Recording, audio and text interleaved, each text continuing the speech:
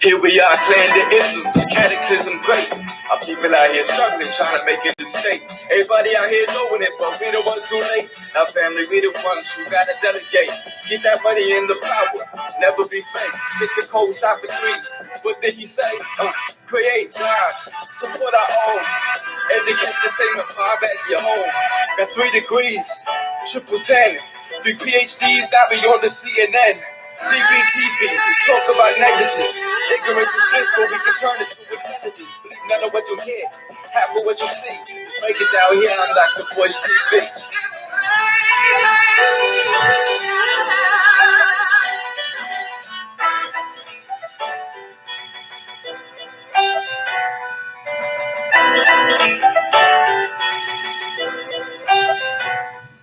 Hey, good morning, guys. What's going on? What's going on? I hope you guys are having a good day. I'm Dr. Boyce Watkins from Your Black World and the Black Business School. What's going on, Monte? How you doing? What's up, Malcolm Skinner and Jew Taylor and Sharon and Marcus Small? Marcus Small, my man. Marcus made a great film.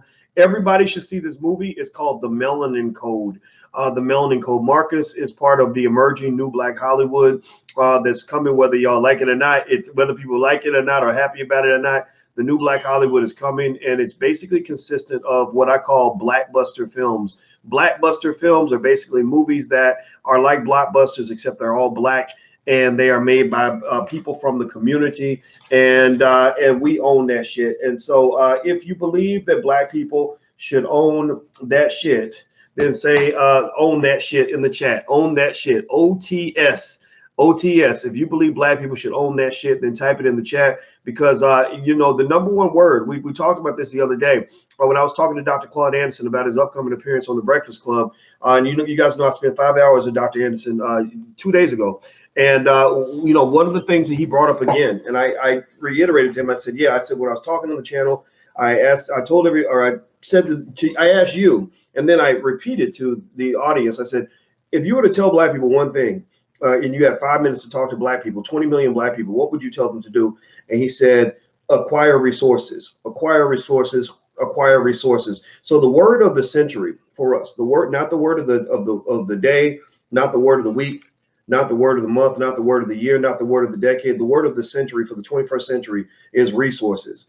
Resources, resources, the acquisition of resources, acquisition of stocks and bonds, acquisition of real estate and land, acquisition of businesses. That is our number one mandate. That is what will help restore Black power. So in the chat right now, I want you to type the word resources. Everybody type the word resources to let me know that you get what I'm saying. Type resources in the chat because resources is where it's at. If you build resources, if you acquire resources for your children, then your children will be in a position of power and they won't have to endure these goddamn plantation fights that I'm seeing right now. This Kaepernick stuff. It's a plantation fight. Why do I call it a plantation fight? Well, I call it a plantation fight because if you look at the key suspects in this battle, I'm going to pull out my scholarly glasses, put them on my nose here so I can pretend like I'm better than other people. I see Mr. Jay-Z, who works for the NFL now, apparently. He's like their mascot or something. I don't know. Stephen A. Smith, who's known for intergalactic exponential levels of coonery that make him just known throughout the universe for saying things that make Black people cringe. But although he knows sports, but he knows sports and he knows coonery, right? Like Bo knows basketball, Bo knows football and all that. Colin Kaepernick, the man who could be called somewhat contradictory, maybe a little hypocritical, maybe a little strange, because he's talking shit about the NFL and begging for a job at the same time. He's saying you guys are dirty capitalists, but yet he's asking for money from the dirty capitalists, right? He's saying, you know, that Jay-Z's a dirty capitalist for working for the NFL when he's also trying to work for the NFL. He's saying, you know, that all these people, all they want is money, but he's gotten millions of dollars, and I'm not hating on that. I don't think there's anything wrong with a Black man getting money. Kaepernick's confusing to me, and I'm gonna tell you more about why I'm confused by Kaepernick. And then you have Kaepernick's sidekick, like Kaepernick is Beyonce, and Eric Reed is Solange, right? So Beyonce and Solange are sort of tag teaming the NFL. You know, Beyonce says something, Solange seconds it. Solange says something, Beyonce retweets it, right? So Kaepernick and Eric Reed are doing a Beyonce Solange kind of thing, where Eric Reed, who's a great player for the Carolina Panthers, by the way, great player,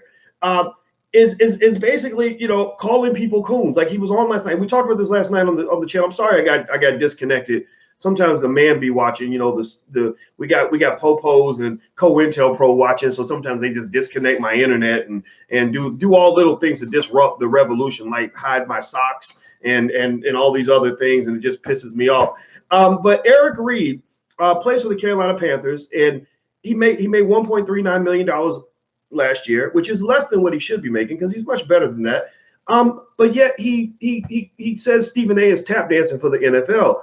And I'm not saying Stephen A isn't tap dancing. We know he's got his tapping shoes nice and warm every morning, right? We know this. Like that's why Stephen A makes the $8 million. That's Dr. Claude Anderson in the book Powernomics, right? In the book Black Labor, White Wealth, which everybody should read. These should be the first 2 books your kids read.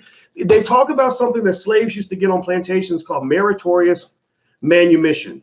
Meritorious manumission. Has anybody ever heard of the term meritorious manumission? Give me a yes or no if you've heard of the term meritorious manumission. Give me a yes or no. Give me a yes or no. Well, I throw this book over here and hit the thumbs up button, by the way. If you haven't hit the thumbs up button, if you're on Facebook, please share this to your page. I would really appreciate that. Hit that thumbs up button and the notification bell and all that stuff. Meritorious manumission. If you come on Powernomics Thursdays, that's when we have Dr. Claude Anderson in, because we got to show respect to our elders, respect to the OGs. Dr. Anderson was the originator, one of the originators of the reparations battle. He filed a lawsuit, a federal civil rights lawsuits many years ago for the 1866 Indian Treaty. He's been fighting for reparations much longer than any of the people that are claiming that they were the originators of the movement. They're not the originators. The originators were in the 40s, 50s, 60s, and 70s, and even before that, right? So anyway, Dr. Claude Anderson, he comes in and he talks about meritorious manumission, which is basically the reward that slaves would get for serving the massa, right? So you can earn your meritorious manumission by, you know, tap dancing real nice for massa and doing a good job entertaining white people, which is what we do when we play sports and rap for them and do all these other things. And we think of ourselves as only, you know, as defined by what we're doing for white people, which really makes me cringe because I hate seeing a black man say, I was born to be an athlete. You weren't born to be a fucking athlete. Seriously, you're 28 years old, 30 years old, playing a child sport. Like, it doesn't mean you shouldn't do it. They're paying you millions of dollars to do it. But you weren't born to like play basketball. Like, you're born to be a husband and a father and an asset to your community, right? So I think a little balance is necessary. Taco Fall is from Africa. He's 7'6". And I'm sure his whole life, everyone said, oh, you should play basketball. You should play basketball. Our 16-year-old goes to that. He's like, Mom, I don't want to play basketball, but everybody keeps saying, play basketball, play basketball. I have my goddaughter who I walk down the aisle. So she's pretty much my daughter. She's 6'3", and in her whole life, everybody's been like, oh my God, you're wasting your talent because you're so tall. You should be playing basketball. And she's like, I don't want to do basketball. I'll do a sport, but sports don't matter that much to me. I want to be smart. I want to actually have a career. I want to be a woman first, and like so I was like, baby, just do your thing. Like, you're a great athlete, but you're not born to be a fucking athlete. Seriously. So she went to Columbia University, got an Ivy League degree, used sports to get the degree, and now she's a teacher, and she's more of a teacher and a human being than she is a damn athlete. I told my stepson, I said, you're more of you're going to be the black Elon Musk. You're going to be a billionaire one day because you're going to start a business and do great things. You're more than just a basketball player. Don't let anybody tell you that. But we got kids in our neighborhoods that really think that your number one reason for existing is to play a damn sport. That just drives me crazy. So meritorious manumission is a reward that black people have always gotten since during slavery, after slavery, and to this day, for entertaining whites, protecting whites, or snitching on other black people. Those are the three ways you got your meritorious manumission: entertaining whites, protecting whites, or snitching on black people who were going to go and start the revolution. Okay. Out of all the slave revolts that happened, about 99% of them ended because some Negro wanted to get paid. He wanted to get his check. So here's the point, right? So when I look at this, right, and I look at these four guys, and I don't dislike any of them. I admire all of them to a point. I admire them, right? I admire them, but I disagree with them, right? I look at Jay-Z, and I look at Stephen A, and I look at Cap, and I look at Eric Reed, and one thing these guys have in common. Here's the one thing they all have in common. Every single one of these guys has made millions of dollars from the NFL. Every single one of these guys has pretty much made it their life's work to earn meritorious manumission from racist white institutions, right? Does not mean it's bad. Like, I'm not saying that they're bad people. I'm just saying that every single one of these four guys, Jay-Z, Stephen A, Kaepernick. Now somebody says, Doc, you're all over the place. If you think I'm all over the place, and this is probably not your conversation, Anthony, you probably need to go to go get on the little bus and go to World Star or something where they can talk more like and use one syllable words and stuff, because I think you might be a little confused. It's okay. It's nuanced argument. But just so you know, this is a platform for intelligent black people. You either have to be intelligent or you got to want to be intelligent. If you're into the coonery, this ain't gonna work for you. I'm only gonna piss you off, man. Just unsubscribe, bro. You just seriously, man. Like you don't want to be here. I'm gonna hurt your feelings for real. But anyway, so Jay-Z, so these four guys are all getting money from the NFL, and they're fighting over the NFL, which is just fascinating to me. And because again, it's a plantation fight. You got Massa in the middle, and Massa saying, "I got the house Negroes." Which would be, I think the house Negroes, according to my scientific analysis, the two house Negroes in this scenario would be Mr. Jay-Z and Mr. Stephen A. Smith. Both of these individuals are well taken care of by the NFL, and they are in the good graces of the master of the plantation. Now, the field Negroes would be Mr. Kaepernick and Mr. Eric Reed, because they're on the outside looking in. When Jay-Z took that deal with the NFL, Kaepernick got pissed and said, you're a traitor. And I was fascinated by this statement, because I'm like, Negro, you're applying, you're begging for a job from the same place he just got hired. Like, I mean, think about this. Think about it. Let's put it in real life terms, right? So, I want to date a girl, and she don't want to holler at me. She doesn't like me, and So my boy, I'm sitting there with my boy. I'm like, man, she a bitch, man. You know how guys do, right? You know how we act all insecure and shit. We be like, hey, girl, how you doing? And then when y'all not interested, we like, bitch, yo, ugly bitch. I don't want your ugly ass anyway. But when you call me, right? You know, guys do that, right? And so I'm sitting there like, man, she a bitch. And my boy's like, yeah, dog, she a bitch. And then I find out later on that, you know, he's hooking up with this girl, right? Now I'm gonna be mad at him, right? I will be mad at him because that's just kind of dirty. You don't do that to your real friends. But I doubt that Jay-Z and Kaepernick were ever real friends to begin with. I'm trying to get this white thing off my shirt. I don't know what this is. Okay, anyway, it'll just be the little random white dot on my shirt that you'll have to look at. Anyway, so Jay-Z, so Kaepernick is like, man, the NFL sucks. The NFL, they mean to me. They won't give me no job because they be hating, right? And Jay-Z's like, yeah, they be hating. They ain't right. But then the NFL comes along and again uses divide and conquer, which has been used against slaves since slaves came into existence. And the NFL comes along and says, well, you know, we'll take you, but we don't want him, but we'll take you, right? So the girl that you're mad at because she won't go out with you looks at your boy and she's like, I think he's kind of cute. And he's actually more respectful than you are. You know, you up here talking to me all crazy, but he was pretty nice to me, so I'm gonna go out with him. And then you're mad at your boy. You're like, you're a traitor for dating that woman. I can understand that feeling, right? I think in a friendship, it would be personal. I know I'd be mad, right? A lot of us would be mad about that. But, you know, the thing about it is that, you know, somebody might also say he doesn't need your permission to decide to go date that girl. Especially if y'all ain't even that close anyway. If y'all ain't really that, if y'all are best buddies, like if y'all best buddies, then maybe it's a different thing. But if he's just a guy that you happen to know, it's a little weird to tell that other guy, like, you should have asked me if it was okay to date my girl, right? And I think that with Kaepernick and Jay-Z, I didn't understand Kaepernick's disgust with Jay-Z for taking the role with the NFL when Kaepernick was simply upset because he didn't get the job first, right? Now, with that said, though, all of them are making valid points. What they're doing is they're sort of doing a yin yang argument, right? Each of them is making valid points on different sides of the same issue, right? You know, Jay-Z and Stephen A are basically saying, look, they're putting millions of dollars in your pocket.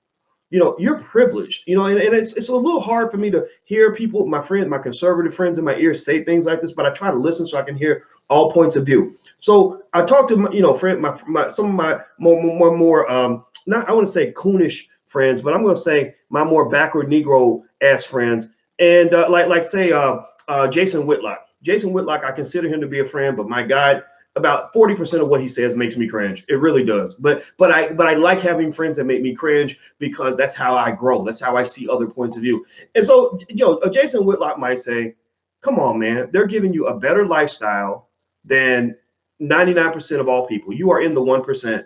You're asking them to pay your bills. Why? What are you complaining about? Right now, Kaepernick and Eric Reed are making the very basic point, which I agree with, that because most of the majority of the NFL players are black, the NFL has some sort of moral obligation to care about issues that affect black males. Now, in fact, give me a yes or no if you think that the NFL should actually support the idea of protesting on behalf of police brutality and black men killed by the cops. How many of you agree fundamentally with what Kaepernick is doing? How many of you feel that the NFL should actually be okay with that and sort of let that slide? Give me a yes or no. Hit the thumbs up button after you do that. Please hit the thumbs up button and the share and subscribe button. Okay, I see a lot of yeses. I disagree from Patrick, it looks like.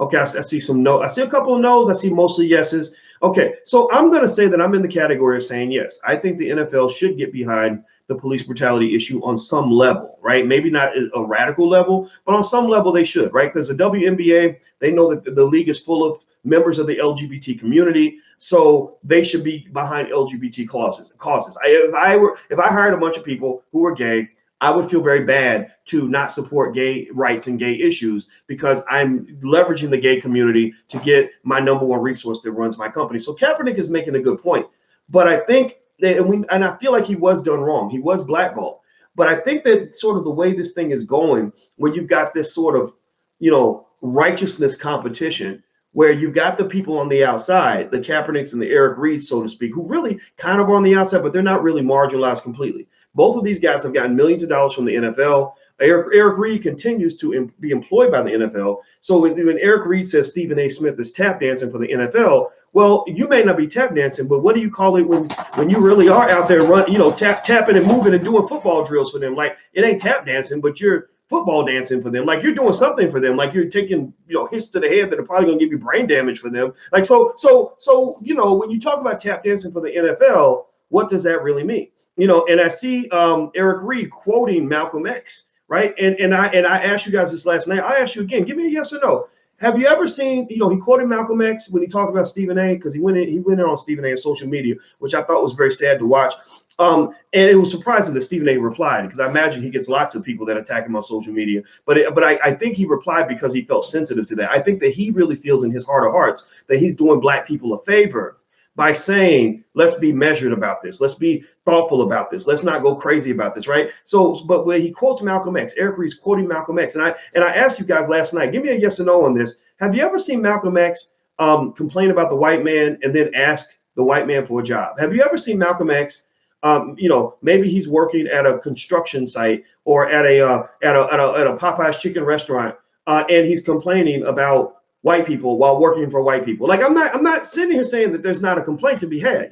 I talk about what white people do every day. White people gonna keep on being white. But have you ever seen Malcolm X, at the unemployment line saying, we got to take on the man, and the man ain't right, and you've been hoodwinked, you've been bamboozled, you've been run amok, you're led astray, and now please let me fill out my job application because I deserve to get this job, right? Malcolm X ain't never, in my history, from what I know, I've never seen Malcolm X begging for a job, right? So when I see Kaepernick, asking for a job, I'm not going to say begging because I don't want to sound like I'm dissing the poor guy because he's young and maybe he's going to figure this out later.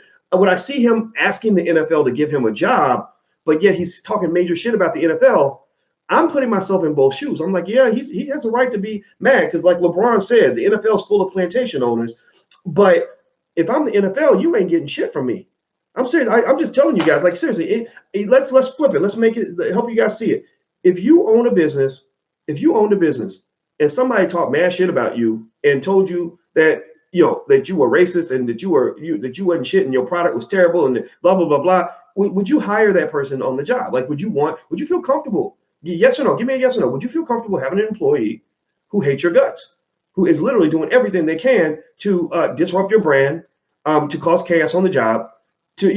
I get, I'm not saying that they wouldn't be right. Maybe you are an asshole. Maybe you need to hear that.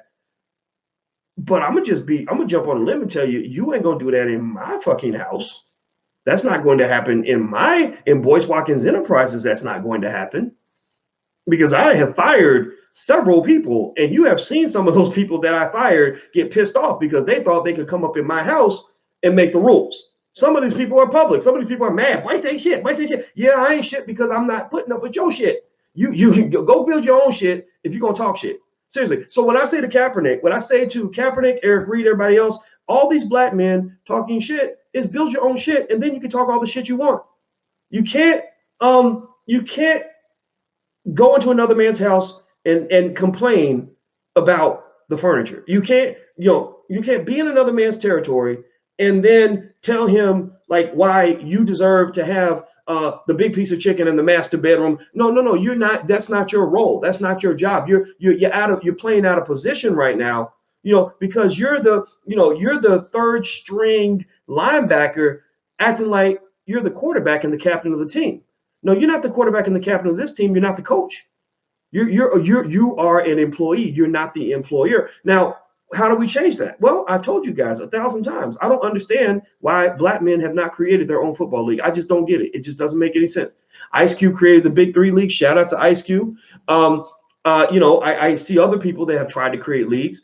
They don't have the millions of dollars in resources, but I just really don't understand why these brothers haven't just. I mean, when you get to where you're talking all that smack, you got to have your own territory. Like my mama and my father used to tell me when I got to an age, how boys get to a certain age, they get 15 or 16, they start bucking up. And I got about 14, 15 or 16. I started thinking I was a man, and I started getting a little hair on my chest and everything. And I'm like, yeah, well, it ain't right in here. That ain't fair. You shouldn't be like this, right? And my parents were just basic. They were like, okay, you want to talk like that? Well, you got to move out of your you got to move out. You got to go when you get your own apartment. You can do whatever you want, right?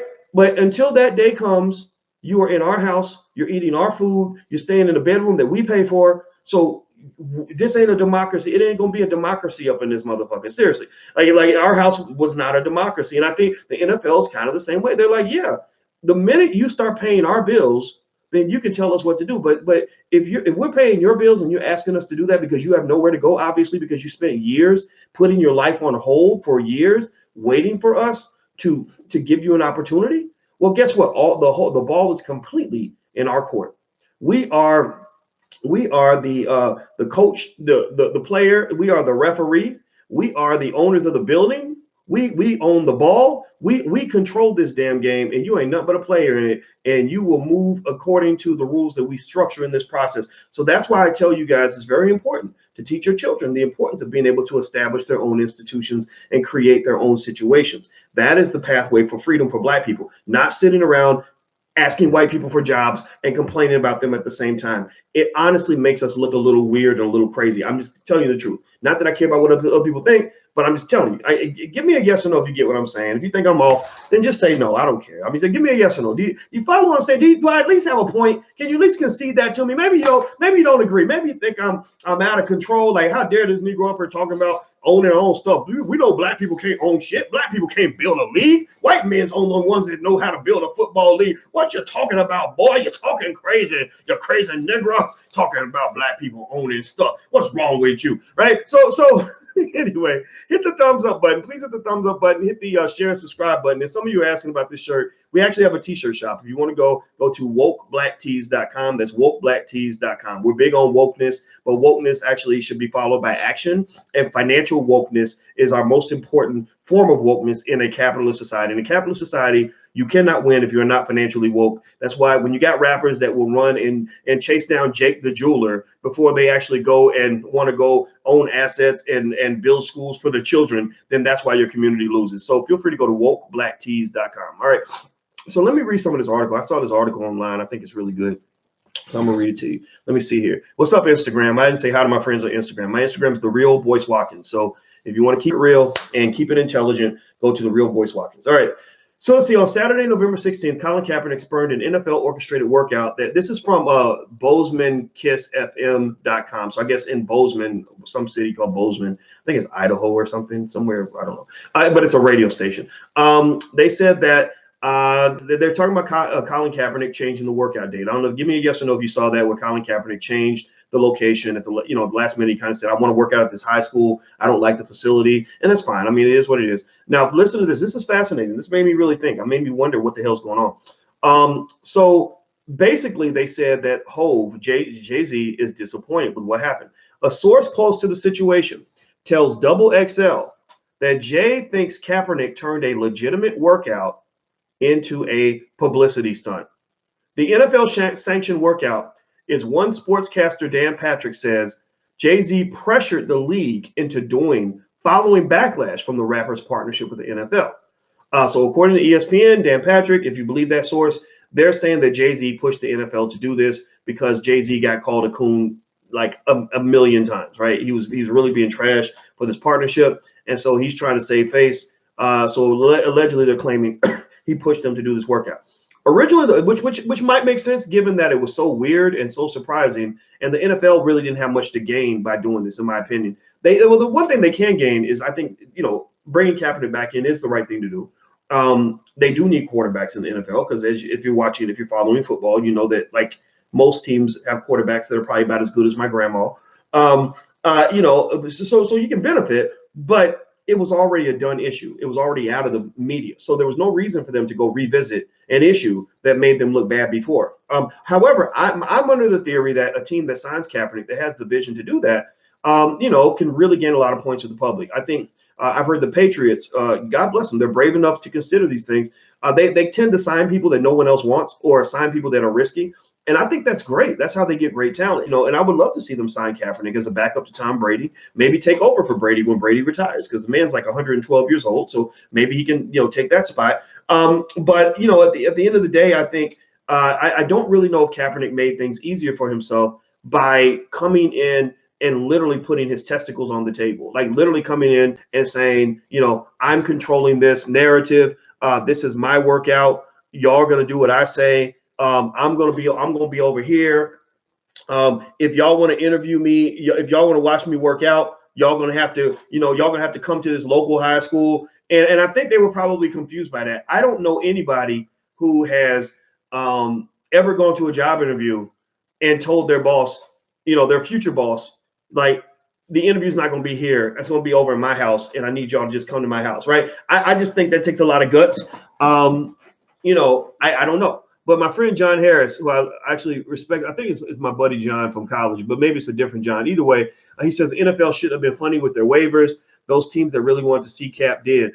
Yeah, I was curious about the waiver. So what I read was that the waiver was the standard waiver that all the players sign when they go to the combine. Now, maybe that's not true. Maybe they made a special Colin Kaepernick waiver. But from what I saw, from what I read, it was the same waiver everybody signs. That, in fact, I think Stephen A made that point, if I'm not mistaken, that, or at least he made the point that Eric Reed, he said, you tried out under the same conditions that they were asking Kaepernick to try out in. Like, you did the same damn thing. So why would you think he's too good for that process? And I think it's a valid point. So anyway, it says originally the workout was scheduled for Kaepernick to showcase his talents for NFL scouts at the Atlanta Falcons practice facility in Flowery Branch, Georgia.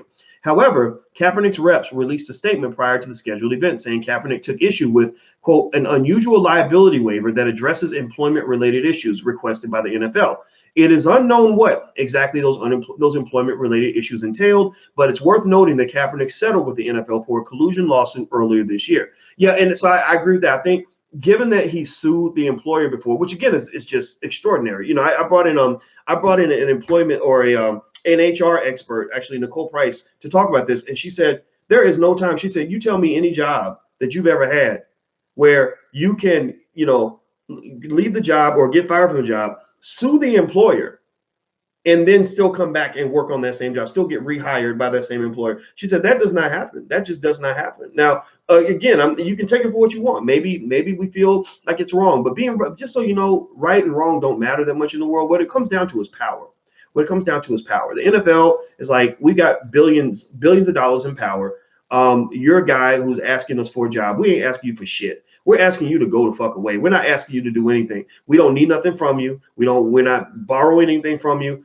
We've got all the power. So ultimately, I think that's what it's coming down to. It's coming down to a power thing. So Kaepernick came in and made a power move, right? And so the NFL, which I'm gonna read more, says the NFL, which says it has 32 reps from all 32 teams at their own sanctioned workout, released its own statement about Kaepernick's moves. They say Kaepernick didn't tell them about wanting the event to be open to all media until the night before the workout was to take place. The league also claims that Nike, with Kaepernick's approval, requested to shoot an ad with Colin and name all of the NFL teams in attendance. They say they granted the request. So they're claiming that, the whole statement about, we wanted the media there, they said, look, we granted that. The Kaepernick's what was reported initially about Nike wanted to shoot an ad. The NFL's like, look, we gave you that, man. We granted that, right? And so I don't know. Again, y'all know how. You know how people are. Like people, people lie and they twist the truth, and we know what institutions do. But it's interesting though, and to the point where I think those who really care about this should probably want like more details. Like I'd be curious to know, like, okay, if there was an employment related issue that bothered you about the waiver, what exactly was that? Like, what exactly bothered you by the waiver? Now, here's a bombshell to me. This is a bombshell to me that doesn't help Kaepernick's case. Now, mind you, remember earlier they were talking about the whole idea about Nike wanting to do the ad and all that stuff? Well, check this out. According to a New York Times sports reporter, a Nike spokesperson says, quote, Nike did not have a camera crew on the ground in Atlanta and had no plans to use footage from Kaepernick's workout. As the reporter notes, the NFL never said anything about Nike requesting to shoot the ad at the workout. That's heavy. That's deep. That's not trivial information. I mean, that contradicts what was stated, to the public. That contradicts what Kaepernick allegedly argued. Like, okay, Nike wants to shoot an ad. Y'all need to let Nike up in here so we can shoot this ad. And Nike's like, we ain't shooting shit. Like, what are you talking about? Why you got our name in your mouth? Like, we ain't got nothing to do with this. And so I'm confused. I'm just really confused. And so there is an argument to be made that maybe Kaepernick just doesn't want to play in the NFL. I wouldn't blame him if he didn't want to play. I told you guys, I'm not big on sending your sons off to get brain damage from a bunch of guys who are hyped up on steroids who are going to come at them 100 miles an hour. I'm sorry, but I would be very nervous about being tackled by a 350-pound guy who runs the 40-yard dash in 4.5 seconds, right? Who's also hyped up on so many steroids that he can literally lift a fucking house. Like, I wouldn't want to take that hit to the brain. Like, seriously. Like, did y'all know that the majority of NFL players have brain damage? Did y'all know this? This is not just, give me a yes or no if you were aware of this. If you know CTE, have you heard of CTE? Give me a yes or no if you've heard of CTE, and you know about how many players have brain damage. When the doctor that discovered CTE, a black man who the NFL tried to suppress, when he discovered CTE, they said, well, what percentage of the NFL players do you think have this brain damage? He said, oh, almost all of them. He said, in fact, most of them have it before they finish high school. Like, a lot of the hits you take in high school and middle school are actually damaging the brain. The NFL hits are destroying the brain, because I'm an athlete. Like, I follow sports. I was muscular and fast and all these things. Like, I played all the sports, and so I love sports. I follow sports. Sports are cool. But I'm just telling you guys, just straight up, point blank period, this game ain't safe for the brain, man.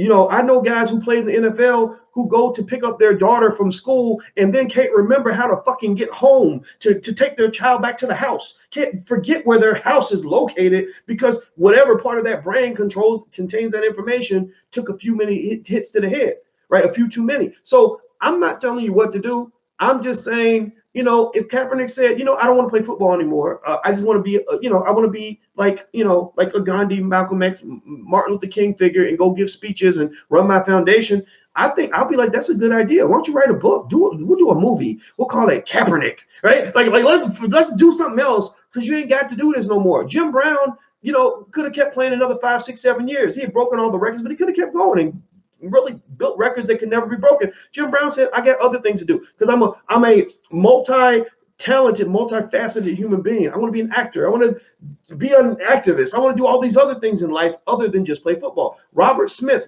who was an all-pro running back who came out of Ohio State, played for the Vikings.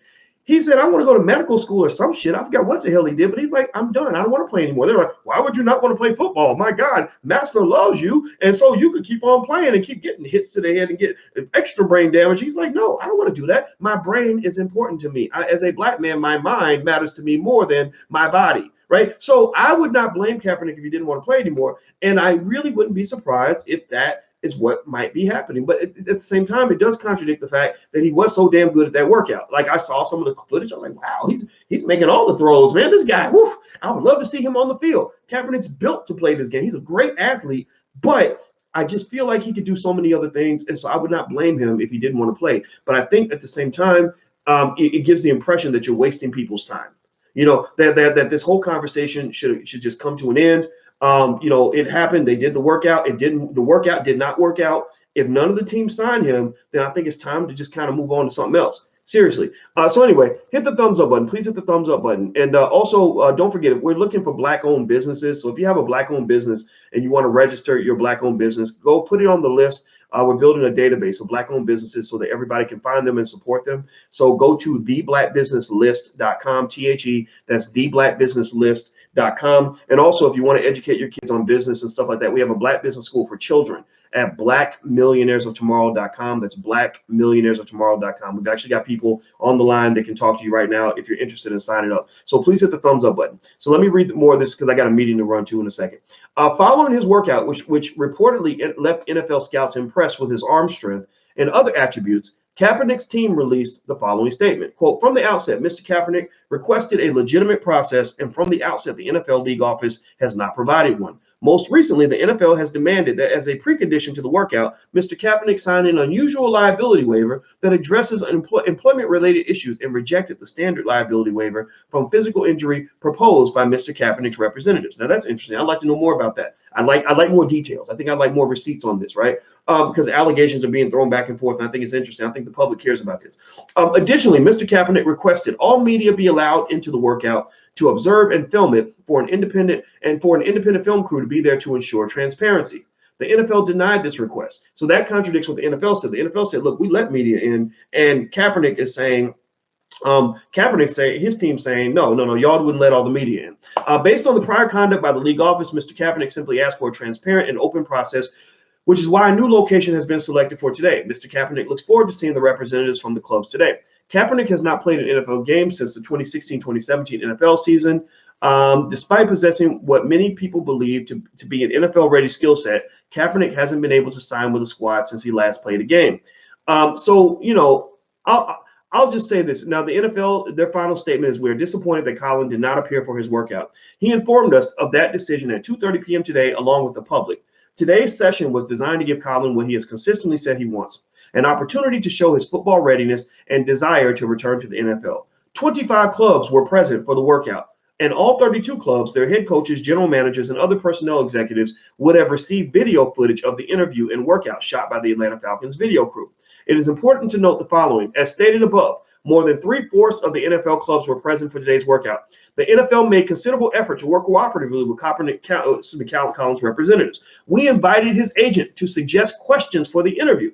Yesterday, when Colin's representative said he wanted to bring his own receivers to the workout, we agreed to the request.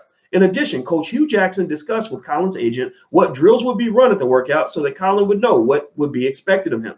Last night, when Nike, with Colin's approval, requested to shoot an ad featuring Colin and mentioning the NFL and all the teams present at the workout, we agreed to the request. On Wednesday, we sent Colin's representatives a standard liability waiver based on the waiver used by the National Invitational Camp at all NFL combines and by NFL clubs when trying out free agent players. At noon today, Colin's representative sent a completely rewritten and insufficient waiver. Now, if that is true, that does not help Kaepernick. I'm really curious about this. So they're saying that they gave him the same waiver that they give all free agents. Is Kaepernick not a free agent right now? Is he not a free agent? Tell me, yes or no. Is he not? Is he a free agent or is he not a free agent? And if you're a free agent, give me a yes or no. Is he a free agent or is he not a free agent? If he's a free agent, then I'd be curious to understand why he would feel that he would deserve preferential or differential treatment from the other free agents. I'm not saying that that's right or wrong. I'm saying I'm confused. You know, if that's true, then that's an issue. That's a problem. So let's see here. So they also say, we heard for the first time last night, around the same time we heard from Nike, that Colin wanted to bring his own video crew. We heard for the first time this afternoon that Colin wanted the event to be open to the media.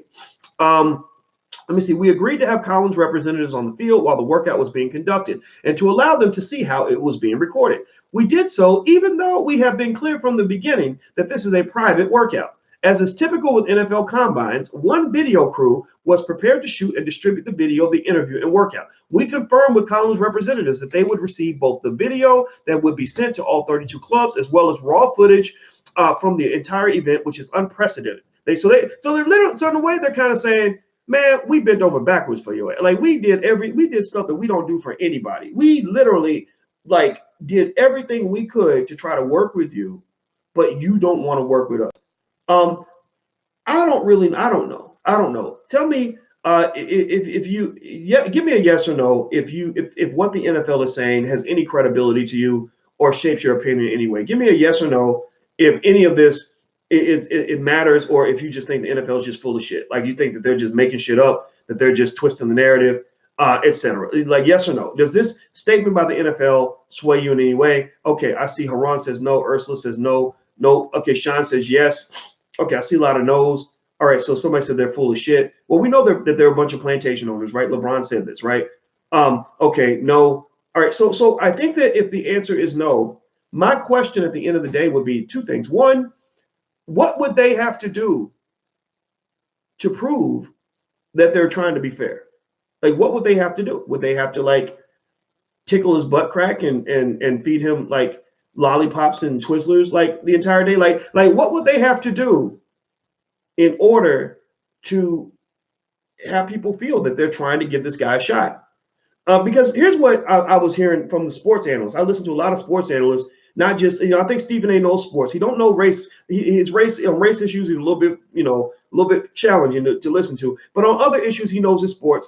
Max Kellerman, who's a white boy, he's very fair to black people, actually, probably more fair than some of the Negroes they got on the show. Like go watch Max Kellerman. Max Kellerman, I think he used to be a former rapper, so he's kind of a wigger type. You know what I'm talking about? But so he tends to, like even with the whole fight with the guy with the Browns and the Steelers, he was really supportive of the black players' claim that that the quarterback started it, right? So I like Max Kellerman. There's another guy named Nick.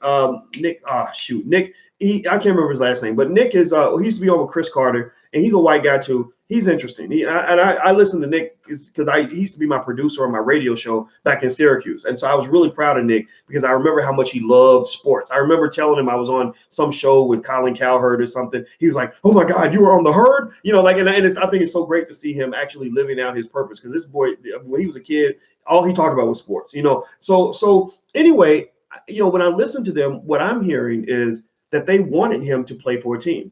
What I'm hearing is that and people said this. I think Stephen A. or somebody said he would have to throw the ball in the stands on every play to not get signed by somebody.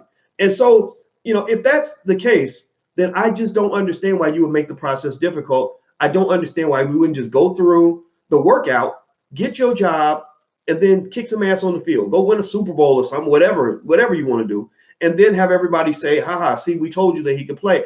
I just don't understand it. I just don't know. I mean, again, and you're walking in someone else's house. You're asking them for a job. If they're asking you for a job, then that would be a different scenario. The NFL was not asking him for anything except like, leave us alone, go away, right? He's saying, I want to play, I want to play, I want to play. So like, okay, go play. Let's make this happen. And he's like, no. So I don't know. Give me a yes or no on this. I'm curious what you think about this, guys. Yes or no? Do you think Kaepernick really wants to play in the NFL? Give me a yes or no. Do you think that he really wants to play? Yes, if he wants to play. No, if you think he's just kind of gaslighting and pretending. Okay, I see some no's. Let me see. I'm looking at your answers here. Willie says no. Summer says no. Key Lime says he doesn't want to play. Ray says yes. Taiwan says no. Doubler says yes. Sierra says yes. Okay. Mafia says fuck no. Okay, good answer. R. Williams says no. Darcel says no. Will says yes. It looks like it's down the middle. I'm gonna say I don't know. I just don't know, because I'm confused, man. I'm just confused. Because I think that I think that those of us who identify with what Kaepernick is going through,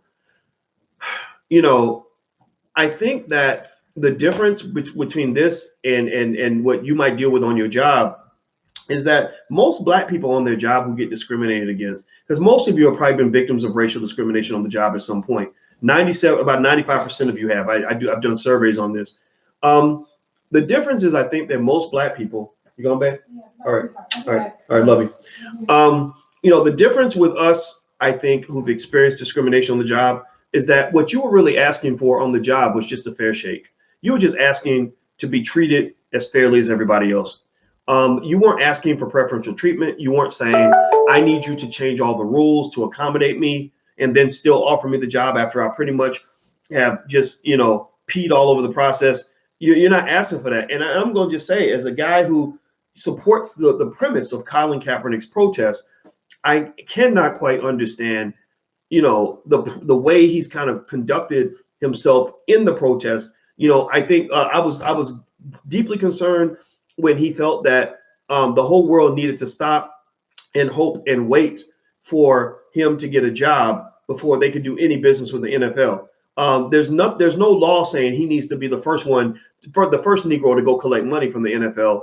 There's no rule saying that, right? Now, if he were saying, I'm not messing with the NFL, I don't fuck with the NFL, and I don't think you should mess with the NFL either, I could get that. That would make sense. That's more of a Malcolm X kind of statement. Malcolm would say, I don't do business with you at all because I'm not your boy. I don't want a job from you. I don't want money from you. I don't even want a donation from you, right? But Kaepernick is saying, oh, I want you to give me money. I want you to give me a job, and I'm going to pretty much sit here for 3 years and waste all my, you know, my football talent waiting for you to give me a job. Even though there are other leagues out here, there are other places to play football, by the way. The NFL is not the only place that's hosting a football game, just being clear, right? In fact, if he went to the, somebody might say, well, XFL, he's too good for the XFL. Yeah, but even in the NFL, a lot of people would argue that he might end up just being a backup quarterback. Like if the Patriots sign him, they ain't putting him in front of Tom Brady. That ain't happening. You know, right? So you know, maybe in the NFL, it's harder to win a Super Bowl. Maybe in the NFL, it's harder to be a starting quarterback. Maybe by going to a smaller league, he can elevate that league and give people an alternative to the NFL. There was another league. I forgot what it was called. I can't remember the name anymore, but I started following this league. They created, you know what I'm talking about? They created this other football league a few months ago, and it was really good, and I was really getting into the games, and I got to know the teams and all that. And then in the middle of the damn shit, they just shut the whole goddamn league down. It pissed me off so bad. They screwed over the players. They just, like, literally, they were staying in hotels, and they wouldn't pay the bill. And y'all know what I'm talking about? I don't know, did anybody else watch that league? But the AAF, I think that's what it was called. Yeah, it just made me so mad. And so think about this, right? If a Kaepernick signed with a league like that and used his brand power to elevate the league, got his celebrity friends to use their Twitter following to get people to watch that league instead of the NFL, then maybe that league could become a competitor to the NFL. Because let's just be clear. I'm going to put on my black finance professor hat for you guys right now. Let's see. I don't have that. Let me see where if I have my hat. Okay, here, hit the thumbs up button. This is my Black Finance Professor hat. It says Black Finance Professor. I'm putting on my Black Finance Professor hat for you guys real quick to say that when you talk about brand building and monetizing and making money through entertainment, the quality of the players is secondary to the recognition of the brands. The quality of the athletes on the field is secondary to the recognition of the brands and the following that the teams and the players have, right? Brand building always trumps talent almost every single day of the week. Why is that true? It's true because I could take an NFL game between two teams that nobody cares about, right? And with great athletes who are far better than any player in college because they're all in the NFL, right? And play it on, ABC. At the same time on NBC, have a game between Duke and North Carolina, right? Let's say it's basketball, right? Which do you think people would watch? Would they watch the game between the two crappy NFL teams that nobody cares about? Or would they watch Duke versus North Carolina? Which Duke, or would they watch crappy? Which one? Duke or crappy? They would watch Duke. Why? Is it because the athletes in this game are better? No, the athletes are not better. The athletes are more, their brands are more recognized. So basically, what it takes to build a secondary league, what it takes to build another league to compete with the NFL is to have a framework within which these brands get elevated and recognized at a high level. Well, guess what? You take the top 10 black athletes, celebrities out here. They have about 500 million Twitter followers and Instagram followers. And if they were tweeting these games from the new Black Sports League every single week, then those games could easily have viewership that matches or exceeds that of the NFL. You've got the reach necessary in order to establish a solid brand and make solid money. Kaepernick is a brand. He is a respected name. He's not known because he's the best player in the NFL. He never was the best player in the NFL, but he's one of the most recognized players in the NFL. So if Kaepernick really, to me, if I'm Boyce Watkins and I'm sitting, well, I am Boyce Watkins, but if I were Colin Kaepernick as Boyce Watkins and I were sitting there and I'm waiting on these crackers to decide if they're going to sign me or not, you know what I'd do? I'd be like, okay, you know what? Having me around is a privilege, not a right.